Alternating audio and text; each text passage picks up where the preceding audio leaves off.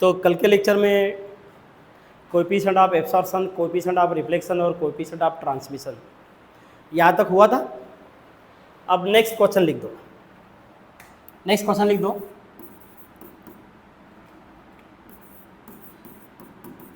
Derive the relation between A R T, A यानी coefficient of absorption, R यानी coefficient of reflection और T यानी coefficient of transmission. Okay, और में भी लिख दो, prove that A plus are plus T is equal to 1, यानी तीनों का अगर एडिशन करते हैं, तीनों का एडिशन तो इज इक्वल टू 1 आना चाहिए। अब एक्चुअली देखो, एक्चुअली देखो कि अगर यहाँ पे तुम्हारी अगर बॉडी है, कोई भी बॉडी है यार,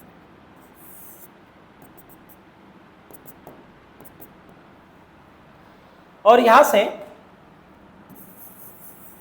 कोई रेडिएंट हीट एनर्जी यहाँ पे इंसिडेंट हो रही है, तो इसको बोलेंगे Q, total amount of radiant heat energy.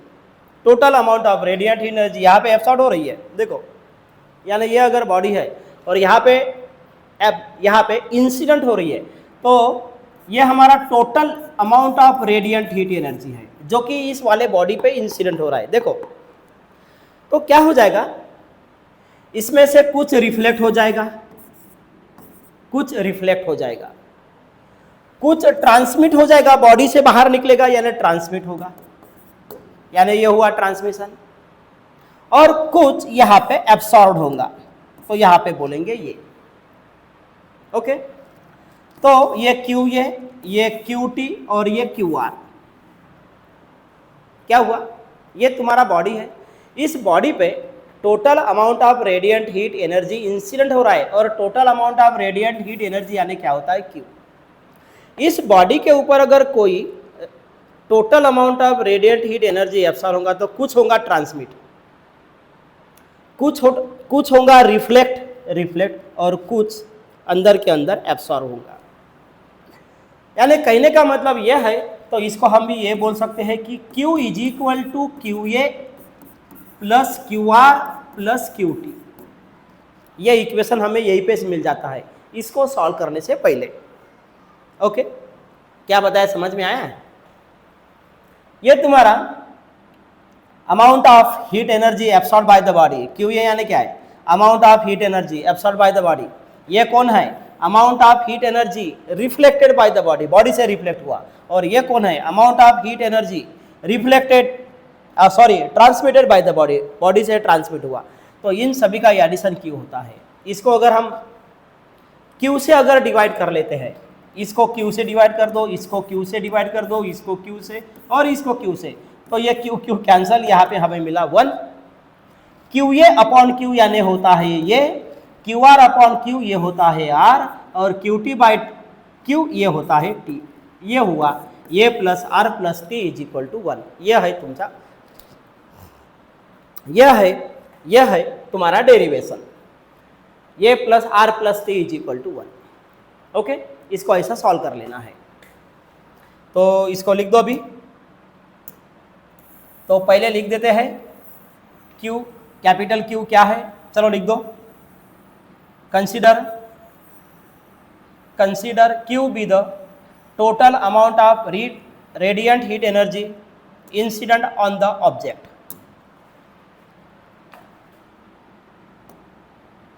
लिख दिए, क्या लिख दिए, let Q be the total, इसको अंडरलाइन करना, total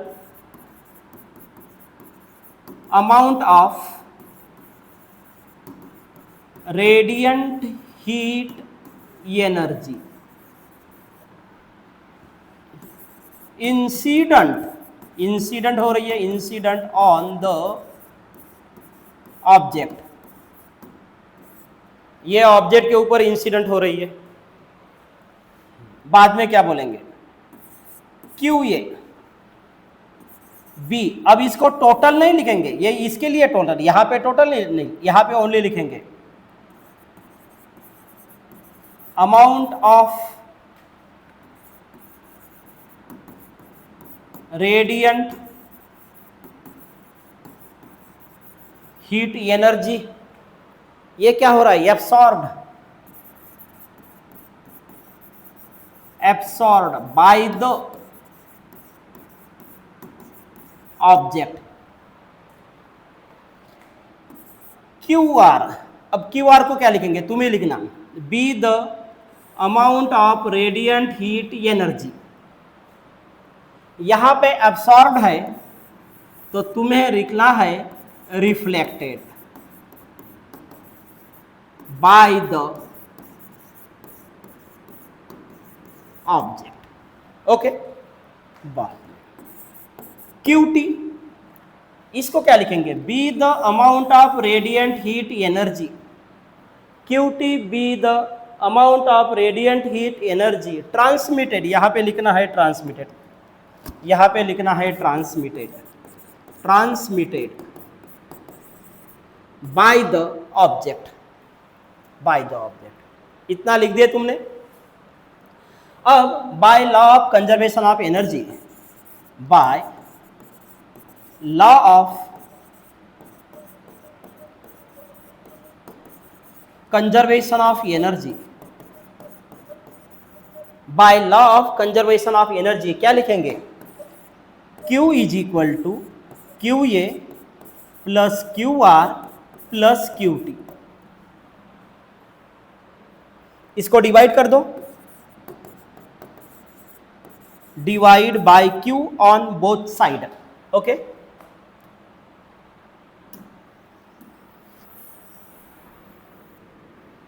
divide by Q on both side.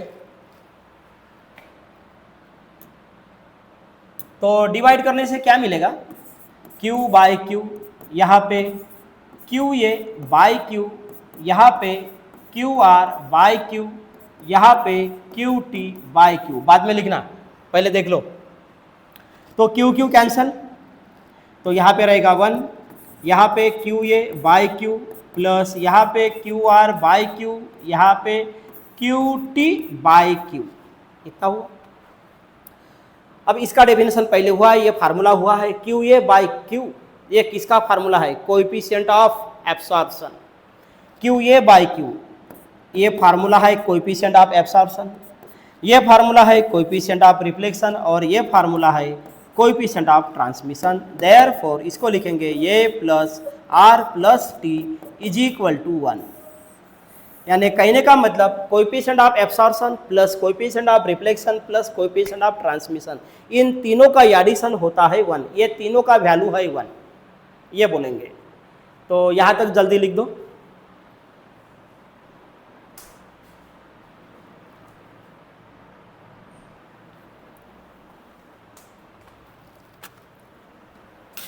हो गया लिख के। अब नेक्स्ट टॉपिक्स,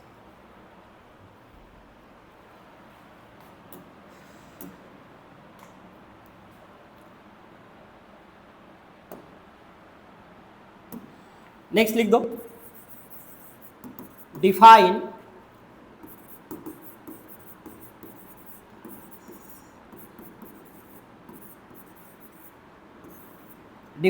अथर्मनस सब्सटेंस। इसको ऑपेक सब्सटेंस भी बोलते हैं, ये ब्रैकेट में लिख दो, ऑपेक सब्सटेंस भी बोलते हैं। तो अथर्मनस सब्सटेंस क्या है, इसका जो हमें डेफिनेशन और एग्जांपल लिखना है। यह अगर सब्सटेंस है, इसको अगर हमने सब्सटेंस बोल दिया, देखो ये सब्सटेंस अगर रेडिएंट हीट एनर्जी को अलाउ नहीं करता तो ट्रांसमिट करने के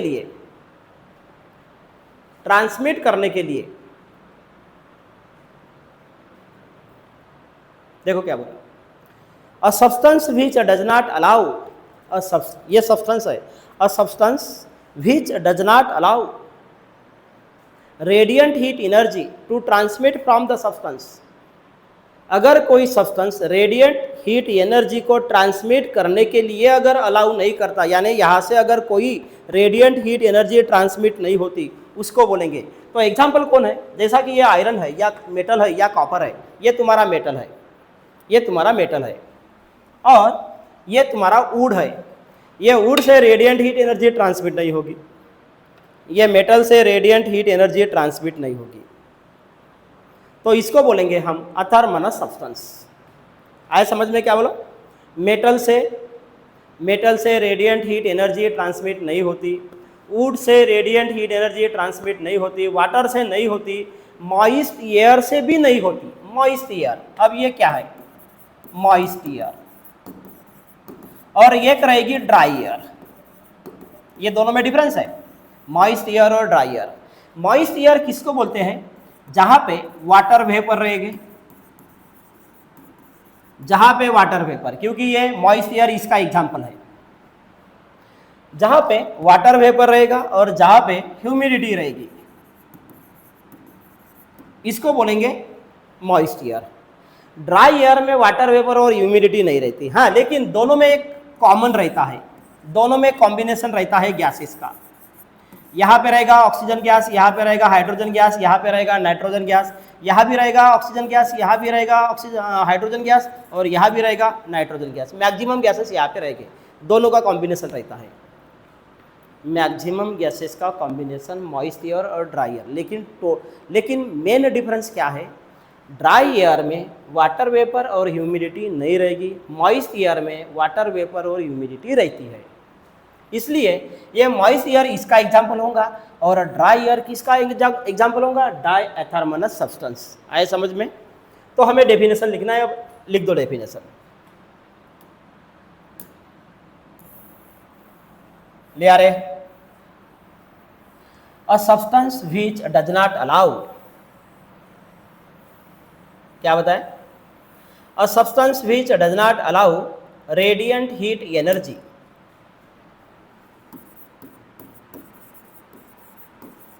a substance which does not allow radiant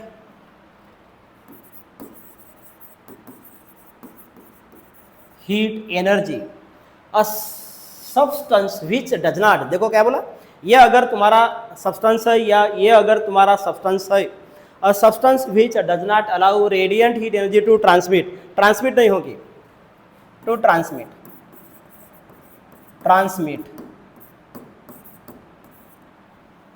ये जरूरी है।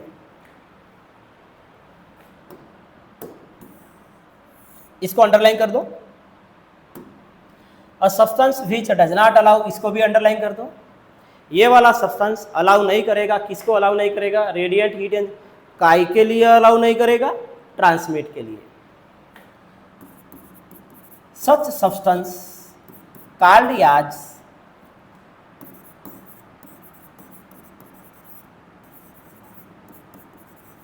अथर्मनस सब्सटेंस। आए समझ में? यानी ऑपेक सब्सटेंस। फिर इसका एग्जाम्पल है, इसका एग्जाम्पल है तुम्हारा वुड, आयरन, कॉपर, मेटल, ये मेटल में ही आ गया, मॉइस्ट एयर,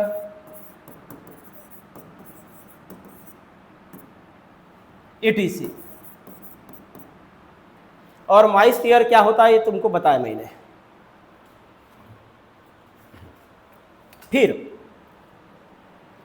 ये वाले सब्सटेंस से, यानी ये वाला मेटल है, ये वाले सब्सटेंस से रेडिएंट हीट एनर्जी ट्रांसमिट नहीं होती, ट्रांसमिट नहीं होती। इसका मतलब इसका कोएफिशिएंट ऑफ ट्रांसमिशन ये 0 रहेगा, 1 मार्क्स के लिए रहता है। What is the coefficient of transmission, what is the value of coefficient of the transmission of athermanous substance? तो यहां पे लिखेंगे therefore value of coefficient of transmission of this substance value of coefficient of transmission of the substance T is equal to 0, क्योंकि transmit नहीं हुई। Okay, अब second definition लिख दो। इतना हो गया।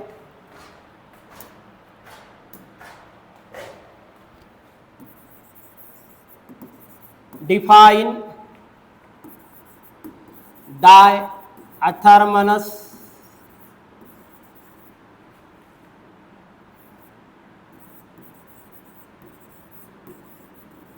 सब्सटेंस।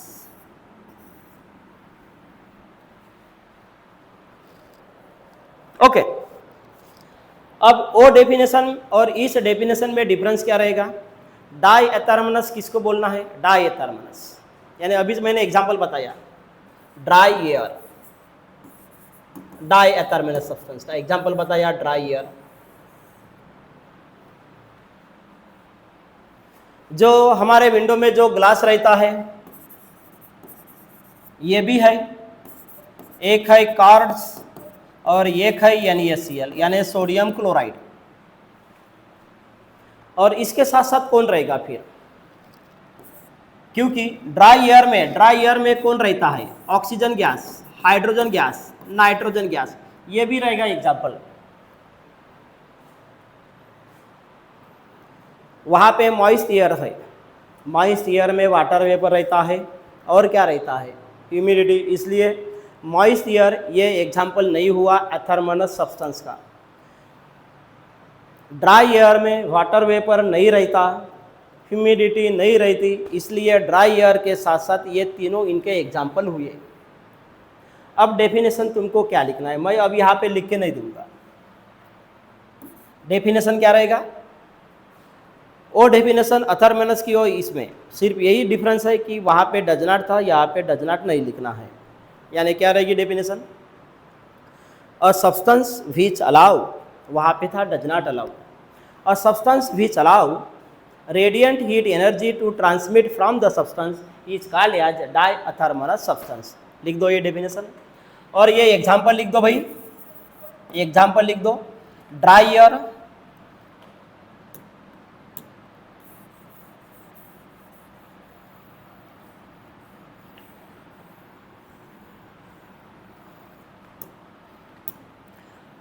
एग्जाम्पल लिख देना ड्राई एयर, इसके साथ oxygen gas, hydrogen gas, nitrogen gas, बाद में ग्लास, क्वार्ट्ज और NaCl ETC।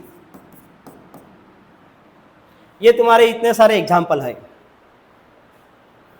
ओके, अब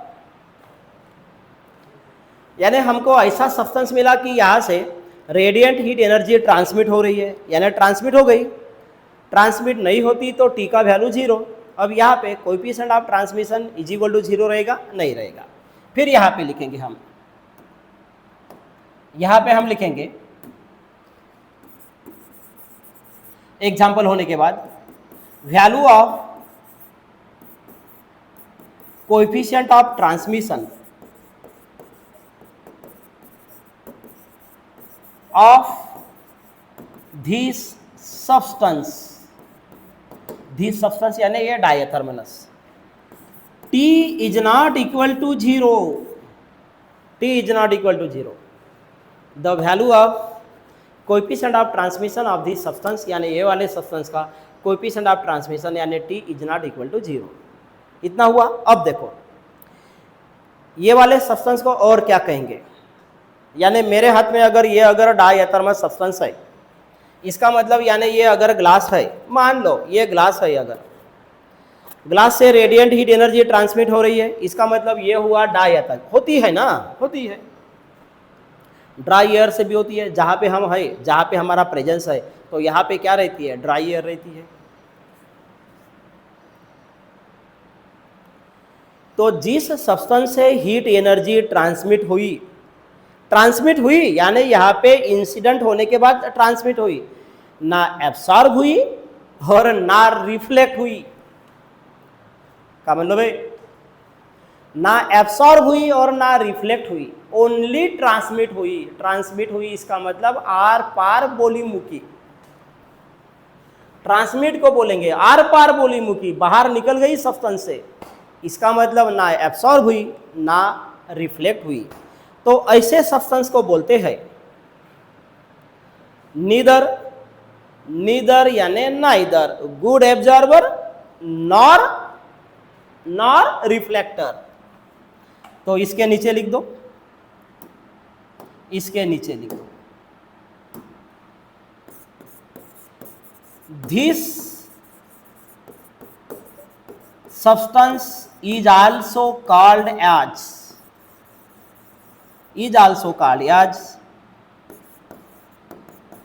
neither good absorber nor good reflector।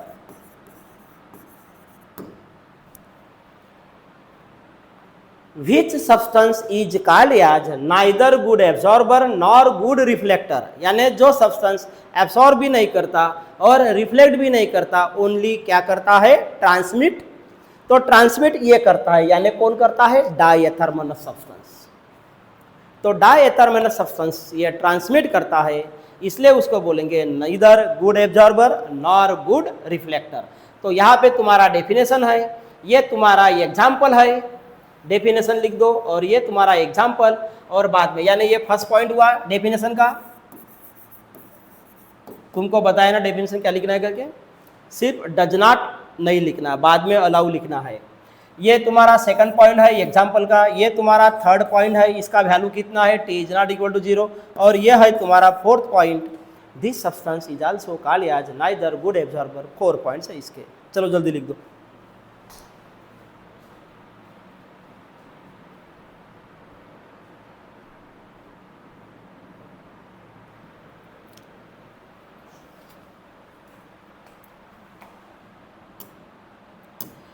तो अब हमारा नेक्स्ट टॉपिक है Ferry's perfectly black body, artificial perfectly black body. तीनों क्वेश्चन एक ही है।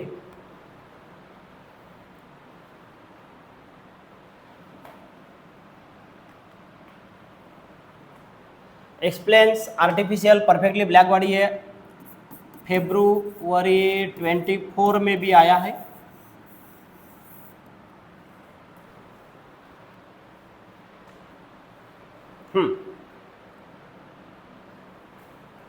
पहले कंसीडर कर दो perfectly black body, perfectly black body.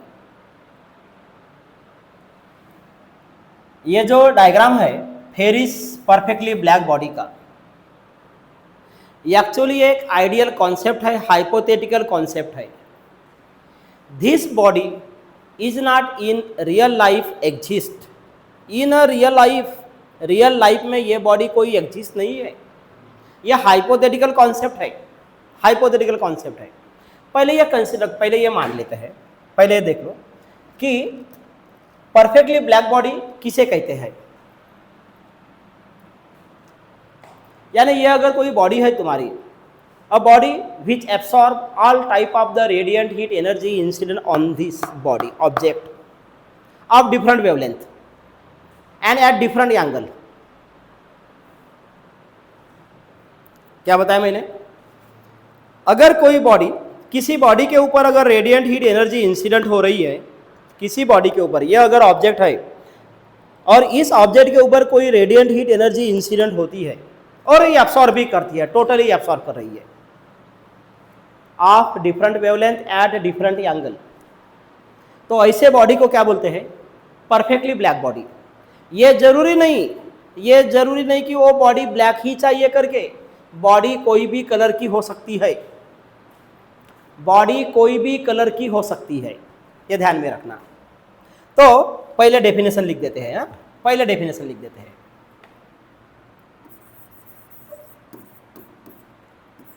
Define perfect black body.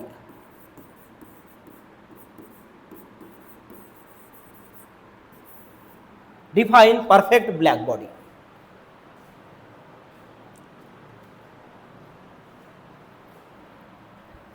ये मार्च 19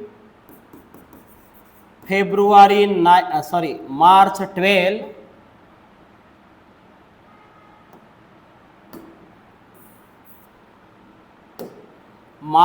12 फरवरी 19 और जुलाई 22, ये definition perfect black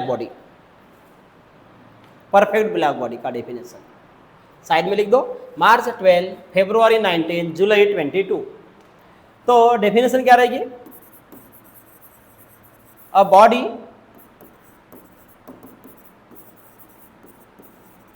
which absorbs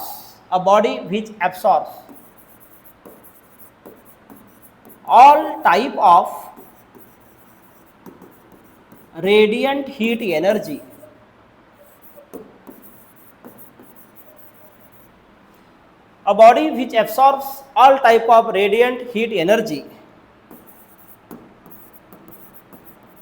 incident on it of different wavelength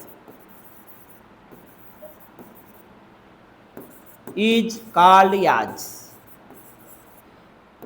perfect black body.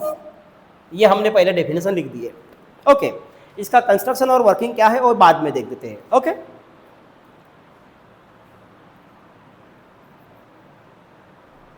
हो गया? क्या बताया मैंने कि ये अगर तुम्हारा बॉडी है और इस बॉडी के ऊपर अगर कोई रेडिएंट हीट एनर्जी इंसिडेंट हो रही है और क्या हो रही है? एब्सॉर्ब हो रही है totally near about 100%। A body which absorbs all type of the radiant heat energy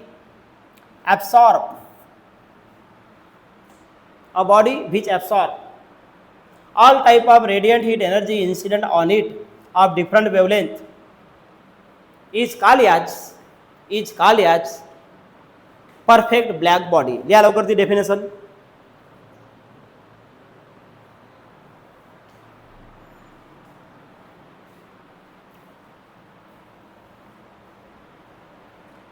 हो गया? अब देखो यहां पे, अब डेफिनेशन तुम्हारा हो गया। अब इसका कंस्ट्रक्शन और इसका वर्किंग क्या है?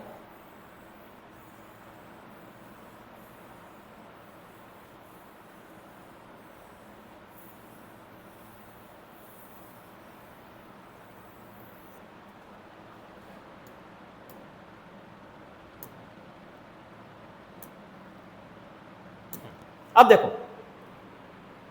ये जो डायग्राम है परफेक्टली ब्लैक बॉडी का या फेरिज ब्लैक बॉडी का, ये एक हाइपोथेटिकल कॉन्सेप्ट है फिजिक्स का। This body does not really exist in our life, ये ध्यान में रखना। इसका जो कंस्ट्रक्शन यानी इसको जो डिस्कवर किया है सबसे पहले, black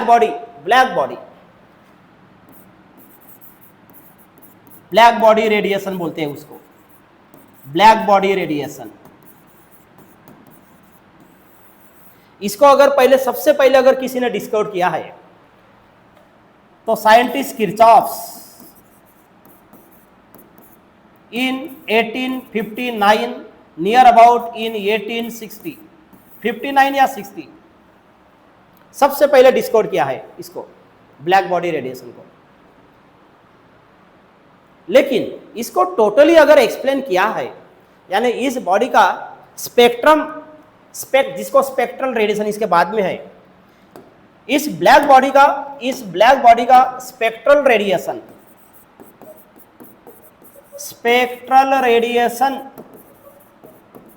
of black body, spectral radiation इस ब्लैक बॉडी का, इस परफेक्ट ब्लैक बॉडी का स्पेक्ट्रल रेडिएशन करके प्रूफ करके दिया है। तो वो है प्लैंक, ये साइंटिस्ट है। इन्होंने इसको डिस्कवर किया था 1900 यानी 1900 में,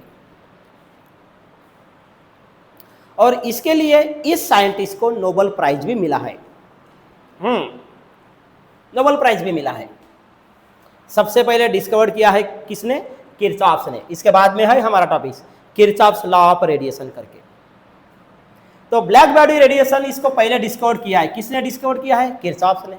इसको टोटली अगर प्रूफ अगर अच्छे तरह से एक्सप्लेन किया है, यानी इस ब्लैक बॉडी का स्पेक्ट्रल रेडिएशन कैसे रहता है, स्पेक्ट्रम कैसे रहता है, ये अगर प्रूफ किया है तो प्लैंक, और इसलिए मिस्टर प्लैंक को इसके लिए उसको नोबेल प्राइज भी मिला है, नोबेल प्राइज भी मिला है। किरचॉफ ने इसको डिस्कवर किया था 1859 या 1860 नियर अबाउट। ओके, चलो इतना पहले हमने क्लियर कर दिए। हमने ये भी क्लियर कर दिए कि ये body does not exist in a real life. तो जो बॉडी एब्सॉर्ब करती है, जो बॉडी हीट एनर्जी एब्सॉर्ब करती है, वो एमिट भी करती है। हाँ, किरचॉफ ने बताया जो बॉडी एब्सॉर्ब करती है, जितना हीट एब्सॉर्ब करती है उतना एमिट भी करती है। ये किरचॉफ सलाह है बाद में, और इसलिए किरचॉफ फिर इसलिए ये भी बोल दिया है कि sun is the best example of the perfect black body, black hole is the best example of the perfect black body. अगर लाइफ में ये नहीं है, ये वाला ये फेरिज ब्लैक बॉडी, ये फेरिज परफेक्टली, इसको आइडियल भी बोलते हैं, आइडियल लिखा नहीं है क्या, आइडियल भी बोलते हैं। Perfectly black body, perfectly black body, इसको ये भी बोलते हैं, आइडियल ब्लैक बॉडी भी बोलते हैं। तुम लिख के रख दो, आइडियल ब्लैक बॉडी भी रखते हैं। आइडियल यानी ये आइडियल कॉन्सेप्ट है, does not exist in real life. तो परफेक्टली ब्लैक बॉडी आर्टिफिशियल, नाम ही है ना आर्टिफिशियल, इसको आइडियल भी बोलते हैं। ओके, इतना क्लियर कर दिए। अब इसके अंदर में इसका कंस्ट्रक्शन कैसा है ये समझ लेते हैं।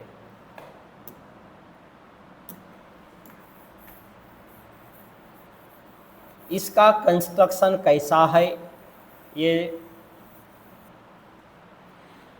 Explain the construction and the working of the Fery's black body. जुलाई 20 और जुलाई 23 में क्वेश्चन आया है। ये वाला क्वेश्चन फरवरी 24 में भी आया है, बाद में फरवरी 19, फरवरी 18, मार्च 13 और मार्च 14, इसके पहले भी आया है, लेकिन वो हमने यहाँ पे लिखा नहीं है अभी। ओके, चलो अब यहाँ पे क्या क्या है वो देख लेते हैं।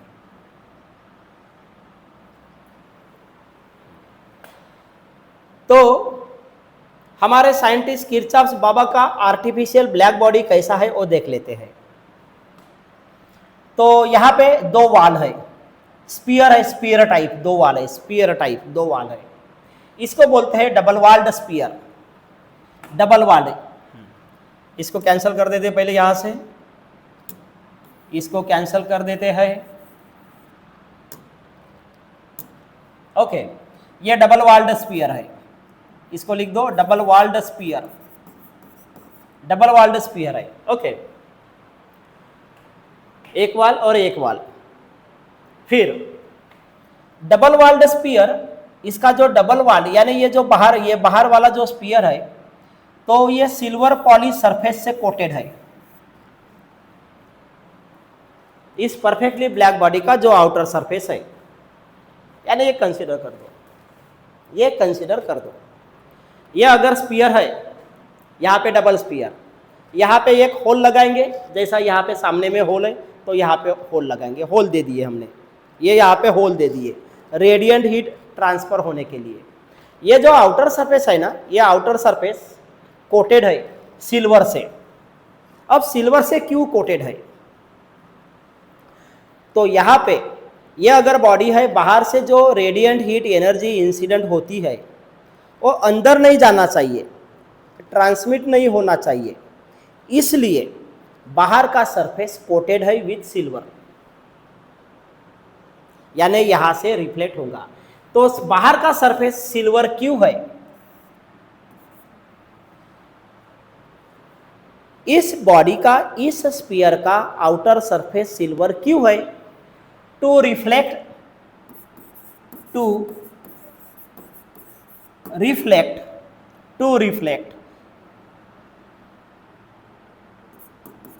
इंसिडेंट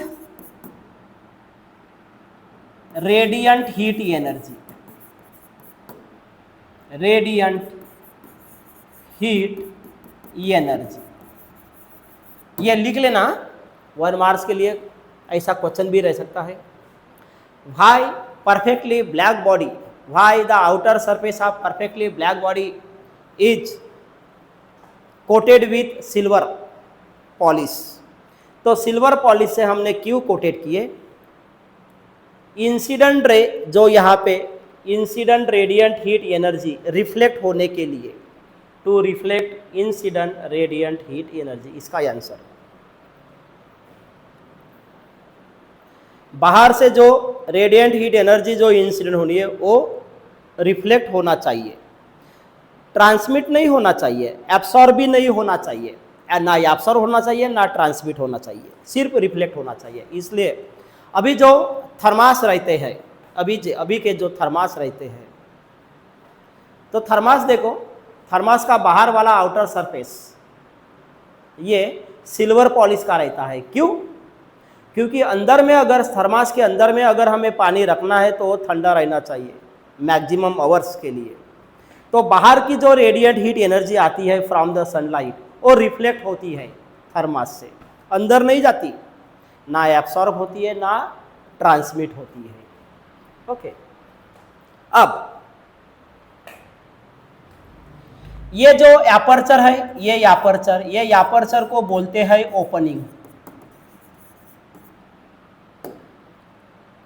इसको बोलते हैं ओपनिंग।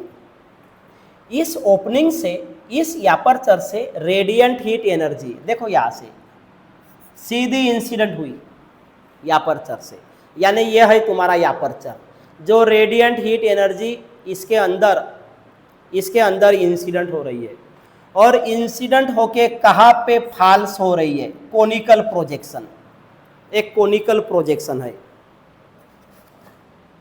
मान लो ये कोनिकल प्रोजेक्शन ऐसी है, ये कोनिकल प्रोजेक्शन ऐसी है, और रेडिएंट हीट एनर्जी इस एपर्चर से, इस ओपनिंग से यहाँ पे फॉल हो रही है, इंसिडेंट हो रही है। ओके,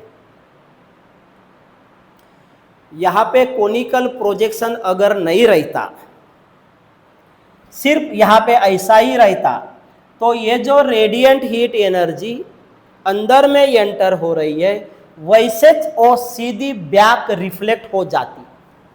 हाँ क्या बोला मैंने?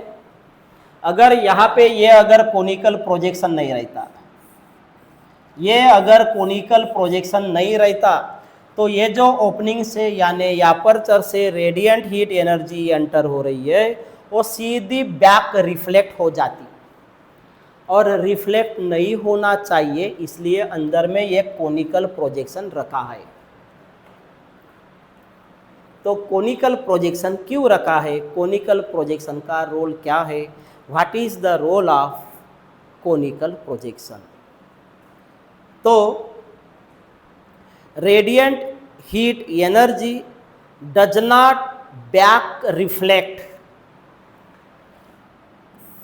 ये तुम लिख देना, what is the role of conical projection, बाद में लिखना कि कोनिकल प्रोजेक्शन का रोल क्या है।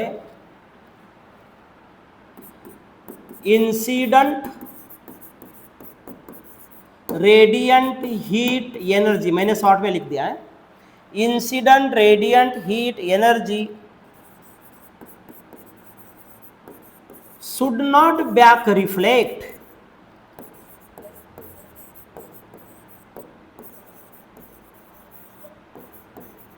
along the same path। इसलिए कोनिकल प्रोजेक्शन वहां पे रखा है। जो अंदर में रेडिएंट हीट एनर्जी इंसिडेंट हो रही है, incident radiant heat energy should not back reflect, यानी बैक रिफ्लेक्ट नहीं होना चाहिए अलोंग द सेम पाथ, इसलिए कोनिकल प्रोजेक्शन है। इतना समझ में आया? अब ये भी हुआ, ये भी हुआ, ये भी हुआ, अब क्या है? अब है तुम्हारा इवैक्यूएटेड स्पेस, इसको वैक्यूम भी बोलते हैं, इसको वैक्यूम भी बोलते हैं। इवैक्यूएटेड स्पेस यानी फ्री स्पेस यानी वैक्यूम, इसका मतलब no air no gas, no air no gas, यानी ये जो है ये जो गैप है, इस गैप में ना एयर है ना गैस है, ओनली वैक्यूम है, ओनली फ्री स्पेस है। अगर इसके अंदर में कोई एयर रहती या कोई गैस रहती तो क्या होता फिर बताओ। ये जो गैप है, दो वाल के बीच में जो गैप है, दो वाल के बीच में जो गैप है, तो इस गैप में अगर क्या रहती, इस गैप में अगर गैस रहती या एयर होती तो क्या होता, ये जो रेडिएंट हीट एनर्जी अंदर में एंटर हो रहे है ना, हाँ, और पहले कोनिकल प्रोजेक्शन का ये काम और ये काम बता रहे, बाद में यहाँ पे आते हैं, हाँ? बाद में यहाँ पे आते एक कोनिकल प्रोजेक्शन के वजह से, यानी कोनिकल प्रोजेक्शन है, incident radiant energy should not back reflect along the sake, यानी रेडिएंट हीट एनर्जी बैक नहीं जाना चाहिए, बैक रिफ्लेक्ट नहीं होना चाहिए, इसलिए कोनिकल प्रोजेक्शन है। फिर कोनिकल प्रोजेक्शन है तो क्या होता है, अभी नहीं रहता तो क्या होता और है तो क्या होता है। अब कोनिकल प्रोजेक्शन क्या करता है, ये जो रेडिएंट हीट एनर्जी ये जो रेडिएंट हीट एनर्जी सीधी इंसिडेंट हुई कहाँ पे, कोनिकल प्रोजेक्शन पे, तो क्या होता है, ये बैक रिफ्लेक्ट नहीं होती, ये मल्टीपल रिफ्लेक्शन होती है, ऐसी, ये ऐसी, बाद में ऐसी, बाद में ऐसी, चलिए रिफ्लेक्शन अंदर के अंदर में मल्टीपल रिफ्लेक्शन होती है। और ये कोनिकल नहीं रहता तो मल्टीपल रिफ्लेक्शन नहीं होती। जैसा तुम लोग कैरम खेलते हो, कैरम में एक टाइगर रहता है, तो ये टाइगर को ऐसा स्ट्राइक कर दो तो ये ऐसा ऐसा ऐसा ऐसा होता है, टाइगर होता है, टाइगर को स्ट्राइक कर दो, तो टाइगर जब हम स्ट्राइक करते हैं कैरम बोर्ड में तो वो भी ऐसा मल्टीपल रिफ्लेक्ट होता है। तो उसी टाइप है, ये जो सीधी यहां पे आई,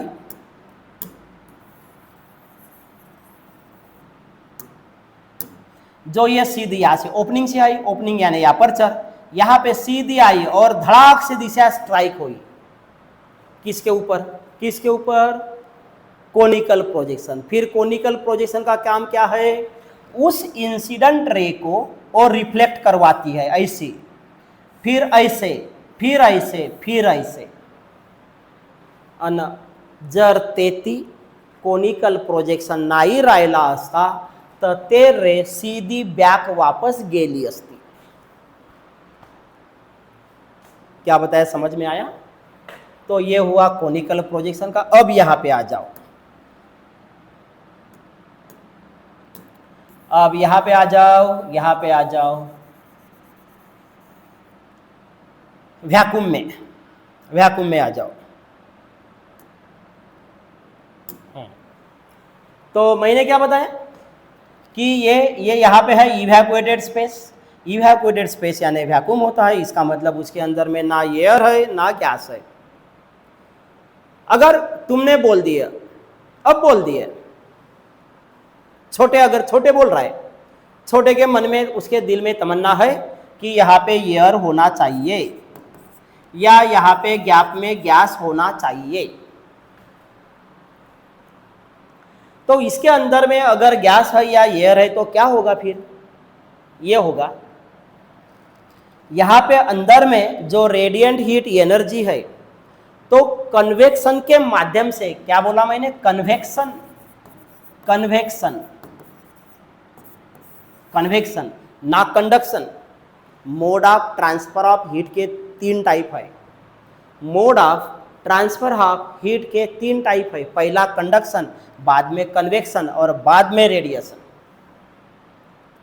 तो कन्वेक्शन से क्या होता, यह अंदर की हीट यहां पे ट्रांसफर हो जाती है,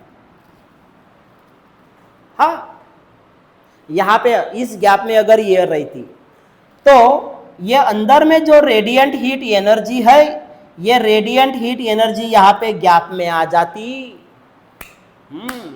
लेकिन आ जाती गैप में, कब आ जाती, अगर इस गैप में एयर रहती, अगर इस गैप में गैस रहती, तो कन्वेक्शन से ये रेडिएंट हीट एनर्जी गैप में आती, यानी ट्रांसमिट हो गई, इस वाल से इधर गैप में आई, ट्रांसमिट हुई ना, लेकिन यहां पे ट्रांसमिट होगी लेकिन बाहर ट्रांसमिट नहीं होंगी। बताओ बताओ ना, यहां पे गैप में आ गई, आ गई गैप में, आ गई, आ गई गैप में, आ गई, मान लो गैप में आ गई, तो ये अंदर वाली रेडिएंट हीट एनर्जी अंदर ये वाले गैप में आ गई, लेकिन मैं क्या बोल रहा हूं, ये बाहर नहीं आती, यहां पे आ गई, यहां पे ट्रांसमिट हो गई यहां तक, लेकिन इस गैप से ये रेडिएंट हीट एनर्जी बाहर नहीं आएंगी। बाहर क्यों नहीं आएंगी? क्योंकि बाहर का सरफेस क्या है, सिल्वर पॉलिश सरफेस, और वो सिल्वर पॉलिश सरफेस के वजह से ये रेडिएंट हीट एनर्जी बाहर नहीं निकलेगी, ट्रांसमिट नहीं होंगी। इसलिए देखो अंदर में तो गैप है और गैप में ना एयर है, कितना प्रोटेक्शन किया है ये परफेक्टली ब्लैक बॉडी के लिए। बाहर से सिल्वर का पॉलिश, अंदर में गैप, और गैप में हमने कुछ भी नहीं रखा, ना एयर है ना गैस है, ताकि ये अंदर वाली गैस यहाँ पे ना आ जाए, इसलिए वहाँ पे टोटल वैक्यूम है, यानी नो एयर नो गैस। इतना समझ में आया, और कितना बता सकता हूँ मैं, लेकिन ऐसा जो मैंने बताया ये लिख के रखो। चलो ये भी हो गया। अब ये है लैंप ब्लैक, ये है लैंप ब्लैक। ये जो इनर सरफेस है, ये इनर सरफेस, ये जो इनर सरफेस है, ये इनर सरफेस, यानी जहां पे रेडिएंट हीट एनर्जी एंटर हो रही है, ये इनर सरफेस कोटेड है लैंप ब्लैक से। अब लैंप ब्लैक से क्यों कोटेड है, क्यों है लैंप ब्लैक से कोटेड, बताओ। इसका मेन पर्पस क्या है कि रेडिएंट हीट एनर्जी को एब्सॉर्ब करना चाहिए। तो लैंप ब्लैक का काम है जो एनर्जी इंसिडेंट होती है इसको एब्सॉर्ब करना, आने दो, खाने दो, आने दो उसके बाद खाओ, आने ददो उसके बाद खाओ, यानी एब्सॉर्ब करो। तो इसका काम है एब्सॉर्ब करना, किसका, लैंप ब्लैक का। Near about 97% radiant heat energy को एब्सॉर्ब करती है, कौन, लैंप ब्लैक। तो सभी का रोल, लैंप ब्लैक, यहां पे मैं लिख रहा हूं, lamp black absorbed 97% of radiant heat energy. मैं शॉर्ट में लिख रहा हूं, लैंप ब्लैक का रोल क्या है, सभी का रोल बता दिए, 1 मार्क्स के लिए रहेगा। What is the role of lamp black? What is the role of evacuated space? What is the role of silver polish? What is the role of conical projection? सभी का रोल बता दिया मैंने। तुम साइड में लिख के रखो या कोई पेज पे लिख के रखो, कंस्ट्रक्शन और वर्किंग और बताने को समय। तो लैंप ब्लैक क्या करता है, एब्सॉर्ब कर रहा है 97% of the radiant heat energy.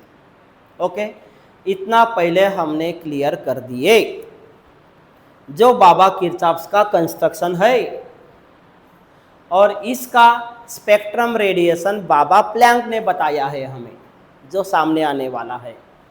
Okay, पहले इतना अलग लिख दो, बाद में कंस्ट्रक्शन और वर्किंग।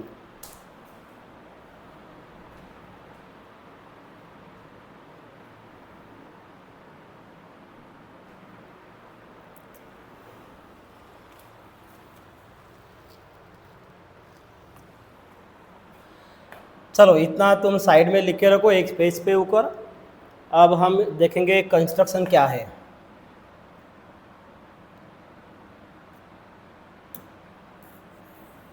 ओके, अब लिख लेते हैं इसका कंस्ट्रक्शन। कंस्ट्रक्शन क्या क्या है ये लिख दे तुमने, सभी लिख दो।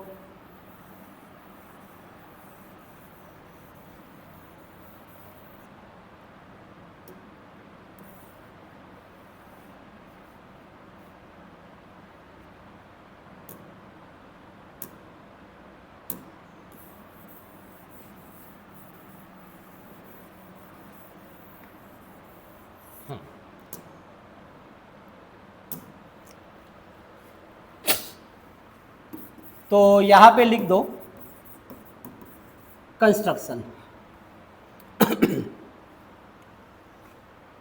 तो number first, Fery's perfectly black body, Fery's perfectly black body, मैंने शॉर्ट में लिखा लेकिन तुम नहीं लिखना है शॉर्ट में। Fery's perfectly black body consist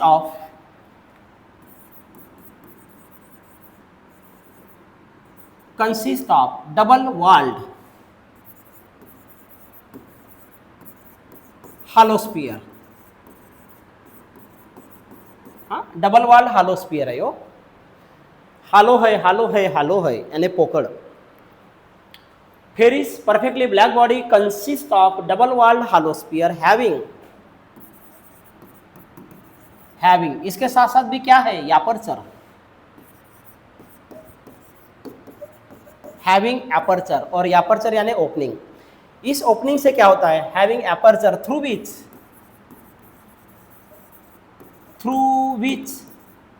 radiant heat energy, मैंने शॉर्ट में लिखा, तुमने नहीं लिखना चाहिए। हाँ, radiant heat energy enter in it, enter होती है, एंटर इन इट। ये हुआ पहला कंस्ट्रक्शन। क्या बताया मैंने पहला कंस्ट्रक्शन, ये जो है Ferry's perfectly black body consist of double walled hollow sphere having aperture through which radiant heat energy in see enter in it. Okay, number second. अब नंबर सेकेंड में देखो, between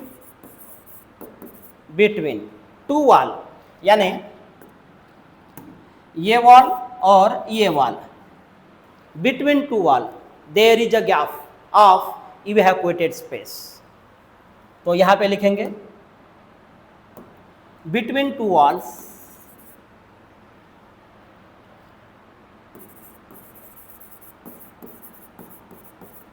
there is a gap of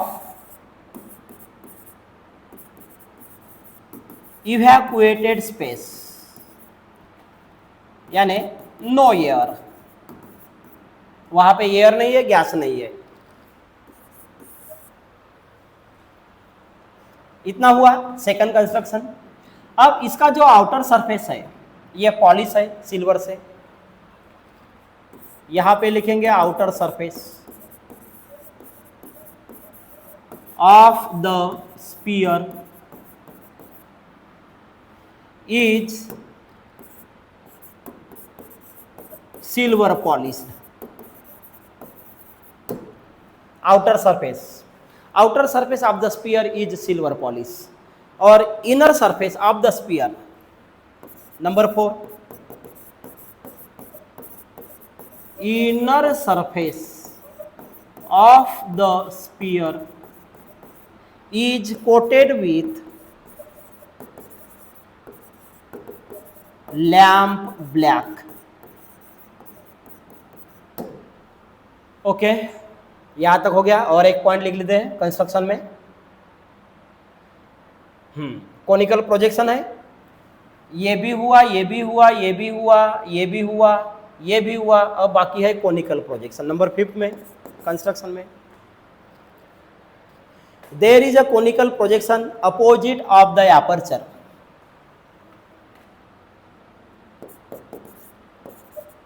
inside the sphere there is conical projection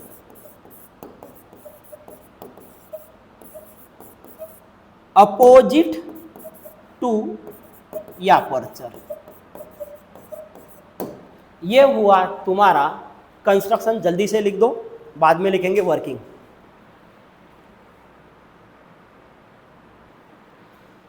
तो ये हुआ तुम्हारा construction. अब लिखेंगे working. अब वर्किंग लिखते हैं, इसको और साइड में कर देते हैं, अभी साइड में कर दो इसको। इसको ऊपर में लेके जाते हैं, जल्दी से लिखो, हो गया तुम्हारा। चलो इसको ऊपर लेके जाते हैं। हाइपरबोलीमुखी। Okay.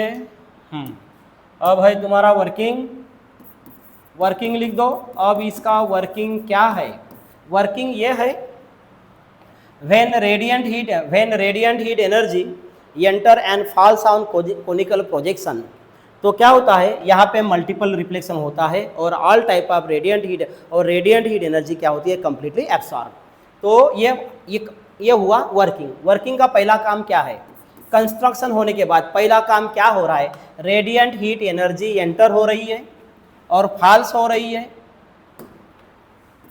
When radiant heat energy, short में नहीं लिखना, when radiant heat energy enters through aperture से एंटर हो रही है and falls on conical projection के ऊपर फॉल्स हो रही है, then suffers multiple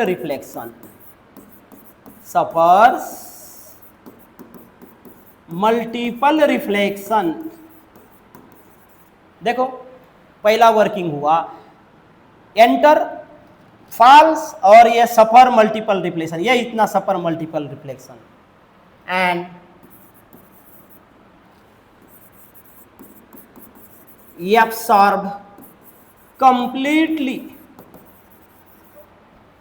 absorb completely radiation. तो टोटली एब्सॉर्ब हुआ। हेंस जहां से एंटर हुआ, हेंस कहां से एंटर हुआ? यापर्चर से। Hence aperture behave as perfect black body. तो लिख दो जल्दी, ये तुम्हारा वर्किंग क्या हुआ?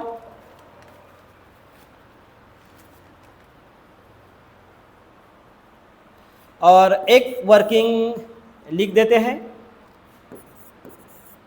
ड्यू टू कोनिकल प्रोजेक्शन के वजह से क्या होता है? Radiant heat energy